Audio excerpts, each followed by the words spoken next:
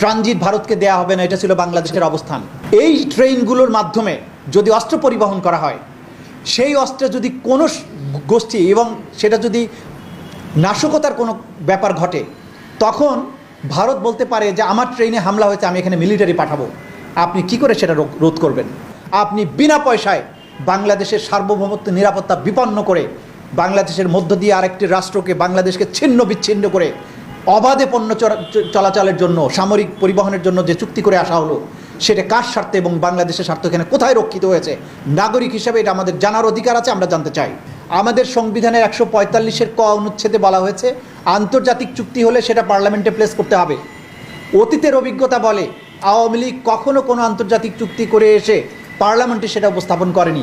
পার্লামেন্টের সদস্যরা নিয়ে প্রশ্ন করছেন না। যাদেরকে এমপি নামক যে পুতুলগুলো পার্লামেন্টে গিয়ে বসে আছে, তারা একটি প্রশ্ন উত্থাপন করেনি যে কী চুক্তি করা হলো। যে জনগণের পক্ষে সার্বভৌমত্ব রক্ষার জন্য পার্লামেন্টে আইন প্রণয়ন এবং এই সমস্ত স্বার্থ দেখার দায়িত্ব যে পার্লামেন্টের সদস্যদের, প্রত্যেকটা আওয়ামী লীগ সরকারের মুখের দিকে তাকিয়ে আছে, একটা প্রশ্ন তারা উত্থাপন করতে পারেনি। এবং রাজনৈতিক দলগুলো, বৃহত্তর পরিসরে যে সমস্ত রাজনৈতিক দল আছে, আমরা অবাক হয়েছি এই রাজনৈতিক দলগুলো এই বিষয়গুলো নিয়ে প্রশ্ন তুলছেন না। রেল কানেকশনের কথা বলা হয়েছে, বাংলাদেশের 1800 কিলোমিটারের মতো রেল লাইন তারা স্থাপন করবেন। ট্রান্সশিপমেন্ট নিয়ে অনেক আগের থেকে, বিএনপি সরকারের আমলে, আগের আমলে 90-এর দশক থেকে এটা নিয়ে অনেক কথা হয়েছে। ট্রানজিট ভারতকে দেয়া হবে না, এটা ছিল বাংলাদেশের অবস্থান। আজকে ট্রানজিট মানে হচ্ছে আপনার মধ্য দিয়ে এক রাষ্ট্র থেকে আরেক রাষ্ট্রে যাওয়া। কিন্তু দেখেন, ভারতের এক প্রান্ত থেকে আরেক প্রান্তে, একটা রাষ্ট্রের দুই প্রান্তের মধ্যে সংযোগ স্থাপনের জন্য আপনি ট্রানজিট, এটা হয় না। আপনি যেটা দিয়েছেন সেটার নাম হচ্ছে করিডোর।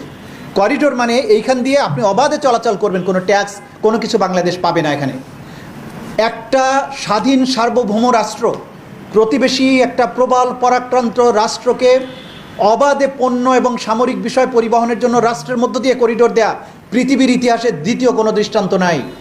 এবং বিনা পয়সায়, কোন স্বার্থের বিনিময়ে আপনি যে গর্ব করে বলেন ভারতকে দিয়েছি? কে? বাংলাদেশ তো আপনার কোনো নেতা বা নেত্রীর পৈতৃক সম্পত্তি নয়, এটা বাংলাদেশের প্রত্যেকটি নাগরিকের সম্পদ। যে রাষ্ট্রের সাথে আপনি এই চুক্তিটা করেছেন, সেই রাষ্ট্রের অতীত যে ইতিহাস, তারা দেখেন বিভিন্ন জায়গায় যে করদ রাজ্যগুলো সৃষ্টি করেছে, পরবর্তীতে দখল করেছে, সেই ক্ষেত্রে তারা এরকম আন্ডারস্ট্যান্ডিংয়ের মাধ্যমে, এগ্রিমেন্টের মাধ্যমে প্রথমে ঢুকেছে, সুই হয়ে ঢুকেছে, পরবর্তীতে ফাল হয়ে বেরিয়ে হয়েছে। গোয়া, দমন, দিউ, হায়দ্রাবাদ, সিকিম, এবার সেভেন সিস্টার্সে পূর্বাঞ্চলীয় অরুণাচল, আসাম, এগুলো তো ভারতের অংশ ছিল না। বিভিন্ন ছলনায়, বিভিন্ন চুক্তি, মেমোরেন্ডাম আন্ডারস্ট্যান্ডিংয়ের মাধ্যমে এই সমস্ত জায়গায় ঢুকে পরবর্তীতে সেগুলো ভারতের অন্তর্ভুক্ত করে নেওয়া হয়েছে। যে ভারতের কোনো প্রতিবেশী রাষ্ট্রের সাথে সাথে সুসম্পর্ক নেই, সেই রকম একটা রাষ্ট্রের সাথে আপনি যে মেমোরেন্ডাম অফ আন্ডারস্ট্যান্ডিং করছেন, চুক্তি করছেন, তার মাধ্যমে রাষ্ট্রের সমস্ত কিছু তাদের কাছে বন্ধক দেওয়া হচ্ছে কিনা আমরা জানি না, বন্ধক আপনি দিয়েছেন কিনা। কিন্তু আমাদের আশঙ্কা যে বন্ধক আপনি হয়তো দিয়েছেন কি দেননি, জাতির সামনে এটা পরিষ্কার করুন। এটা হচ্ছে রাজনৈতিক দল হিসাবে, নাগরিক হিসাবে প্রত্যেকটা মানুষের পক্ষে আমরা এই দাবি জানাচ্ছি। কারণ এই প্রাইম মিনিস্টার নিজে বলেছিলেন যে ভারতকে আমরা যা দিয়েছি, ভারত চিরদিন তা মনে রাখবে। আপনি ভারতকে সব কিছু দিয়ে দেওয়ার এই যে মানসিকতা, ক্ষমতায় অবৈধভাবে আপনাকে রাখার বিনিময়ে, সুতরাং আপনি দেশের সব কিছু যে জলাঞ্জলি দিয়ে আসেন নাই, এটা আমরা কি করে বুঝবো? আমরা এই জন্য বলছি এটাকে জাতির সামনে পরিষ্কার করতে হবে। অন্যায্য চুক্তি হয়েছে ভারতের সাথে, এবং এই চুক্তির মাধ্যমে মূলত বাংলাদেশের পক্ষ থেকে দিল্লির কাছে এক ধরনের দাসখত দিয়ে আসা হয়েছে। মিডিয়ার মাধ্যমে আমরা জানতে পেরেছি যে আমাদের এই যে বর্তমানে প্রধানমন্ত্রীর পদ দখল করে আছেন যিনি, যারা একটা অবৈধ নির্বাচনের নামে প্রহসনের মাধ্যমে রাষ্ট্র ক্ষমতা জবরদখল করে আছেন, তাদের একটি ডেলিগেশন দিল্লিতে গিয়েছিল এবং সেখানে 10টি মেমোরেন্ডাম এবং চুক্তি, শুধু সবগুলো চুক্তি না, সবগুলো আবার MOUও না, স্বাক্ষর করে এসেছেন। তার মধ্যে 3টি হচ্ছে পুরাতন চুক্তির নবায়ন, আর 7টি নতুন করে করা হয়েছে। এই যে 7টি নতুন চুক্তি এবং MOU, এর মধ্যে ভয়ঙ্কর কয়েকটি ঘটনা ঘটেছে। প্রথম বিষয় হচ্ছে যে যখন একটা রাষ্ট্র আরেকটি রাষ্ট্রের সাথে এই ধরনের স্পর্শকাতর বিষয়ে কোনো চুক্তি করতে যাবে, সেইটা রাষ্ট্রের স্বার্থ কতটুকু রক্ষিত হচ্ছে, সার্বভৌমত্ব কতটুকু রক্ষিত হচ্ছে কি হচ্ছে না, সেই বিষয়ে জাতিকে অবহিত করা সরকারের দায়িত্ব ছিল। বাংলাদেশের জনগণকে সম্পূর্ণ অন্ধকারে রেখে এই ধরনের চুক্তি স্বাক্ষর করা হয়েছে এবং সবচাইতে আশ্চর্যের বিষয় হচ্ছে আমাদের মিডিয়া, যাদের দায়িত্ব ছিল প্রশ্ন করে জানা যে কী বিষয়ে কী চুক্তি এবং কী আন্ডারস্ট্যান্ডিং আপনারা করে এসেছেন। যতগুলো রিপোর্ট প্রাইম মিনিস্টারের এই সফরে এবং চুক্তির ব্যাপারে হয়েছে, একটা রিপোর্টেও এই চুক্তি এবং মেমোরেন্ডাম অফ আন্ডারস্ট্যান্ডিংয়ের বিষয়বস্তুর উপরে কোনো ধরনের রিপোর্ট করা হয়নি। আমাদের সাংবাদিকতার জগৎ, আমাদের দেশের সাংবাদিকরা যে দেশপ্রেমের পরিচয় দিতে পারছেন না, এইটা তার একটা উদাহরণ হতে পারে। ডিজিটাল পার্টনারশিপ এগ্রিমেন্ট নামে প্রথম এগ্রিমেন্টটা হয়েছে 1 নম্বর এগ্রিমেন্ট। এই ডিজিটাল পার্টনারশিপ এগ্রিমেন্ট আপনারা জানেন যে এই যে আমরা ইন্টারনেট ব্যবহার করি বা আমাদের ইন্টারনেট গেটওয়ের প্রশ্ন আছে, ইনফরমেশন গেটওয়ের প্রশ্ন আছে, এই গেটওয়ের মাধ্যমে গোটা দুনিয়ার সাথে আমরা কানেক্টেড থাকি। সেই কানেক্টিভিটির প্রশ্নে সেই যে তাদের যে গেটওয়েগুলো নিয়ন্ত্রণ, সেগুলো ভারতের কাছে। তাদের সাথে কি ফর্মে কি টার্মস অ্যান্ড কন্ডিশনে আপনারা চুক্তি করে এসেছেন, জাতি এটা জানতে চায়। তা না হলে আপনারা ইতিমধ্যেই জেনেছেন যে একজন পুলিশ অফিসার স্পর্শকাতর তথ্য ভারতের কাছে বিক্রি করে অনেক টাকার মালিক হয়েছেন, পালিয়েছেন এখন। এইভাবে গোটা জাতির স্পর্শকাতর সমস্ত ডিজিটাল তথ্য এই চুক্তির মাধ্যমে আমাদের প্রতিবেশী প্রবল পরাক্রান্ত একটি পরাশক্তি তারা, যাদের সাথে আমাদের আচরণ বন্ধুত্বপূর্ণ নয়। কেন বলছি? ভারত বাংলাদেশের সবচেয়ে বৃহৎ প্রতিবেশী, বন্ধুত্বপূর্ণ দেশ বলে আমরা বলি, কিন্তু তাদের আচরণ কিন্তু বন্ধুত্বপূর্ণ নয়।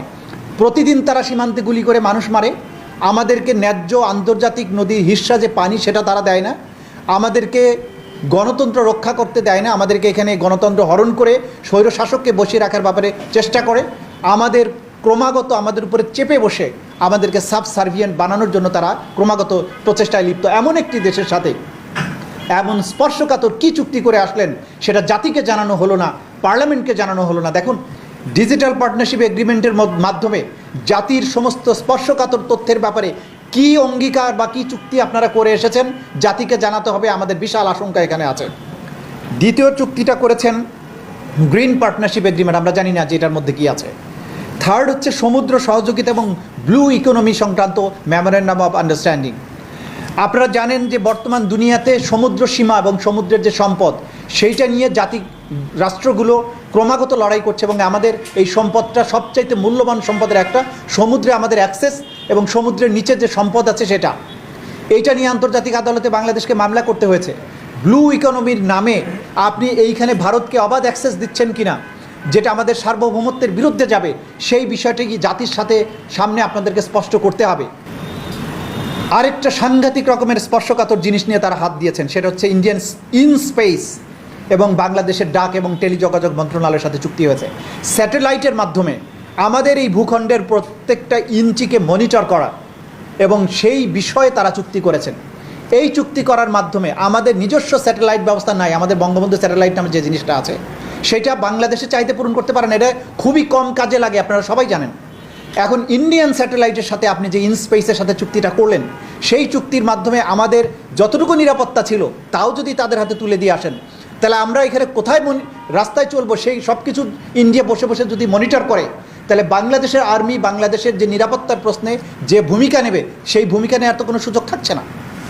এরপরে আরেকটা চুক্তি করেছে defence service command and staff কলেজের সাথে, ভারতীয় সংস্থার সাথে যে চুক্তি করা হয়েছে। আপনি আর্মির মতো একটা স্পর্শকাতর বিষয় নিয়ে চুক্তি করলেন। কি চুক্তি করলেন?